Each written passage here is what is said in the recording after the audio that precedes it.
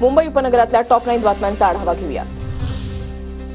पश्चिम रेल्वे मार्गावरील आजही 17 एसी लोकल रद्द। एसी लोकल रद्दचा प्रवाशांना फटका, लोकल प्रवाशांकडून संताप व्यक्त।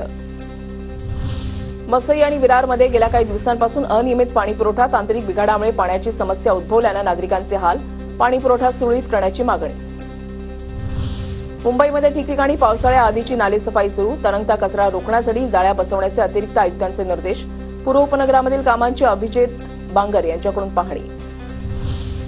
न्यू इंडिया बँक घोटाळा प्रकरणी कर्ज वितरणाची माहिती आर्थिक गुन्हे शाखेला सुपूर्द। 2010 पासून बुडीत कर्ज खात्यांची माहिती आर्थिक गुन्हे शाखेला सुपूर्द। नवी मुंबई शहरामध्ये आज पाणीपुरवठा बंद। जलवाहिनी दुरुस्तीच्या कामामुळे आज सकाळी 11 ते संध्याकाळी 6 या वेळेमध्ये पाणीपुरवठा बंद राहणार। मोरबे धरणाच्या मुख्य जलवाहिनीला सीबीडी बेलापूर सेक्टर 28 येथे गुरुवारी पाण्याची गळती। ठाणे जिल्ह्याची तहान भागवणारी उल्हास नदी जलपर्णीच्या विळख्यात। जलपर्णीमुळे नदीची पाणी पातळी कमी होण्याची भीती। मुंबईतल्या गोरेगाव स्टेशनमधील पादचारी पूल 6 महिने बंद। 2 एप्रिलपासून पुढील 6 महिन्यांसाठी पूल बंद राहणार। उत्तर दिशेचा फुट ओव्हर ब्रिज पाडून त्या जागी नवीन पूल बांधण्यात येणार।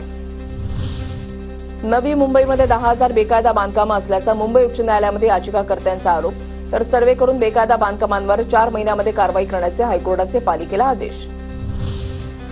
कल्याणमधील आधारवाडी कारागृहाबाहेर सराईत गुन्हेगाराच्या समर्थकांची हुल्लडबाजी। हत्येच्या प्रयत्नाच्या गुन्ह्यातील आरोपी सुजित उर्फ तात्या पाटीलच्या जामिनावर सुटकेनंतर शेकडो समर्थकांचा कारागृहाबाहेर गोंधळ। पोलिसांनी सुजित पाटील आणि 26 समर्थकांना ताब्यात घेतलं।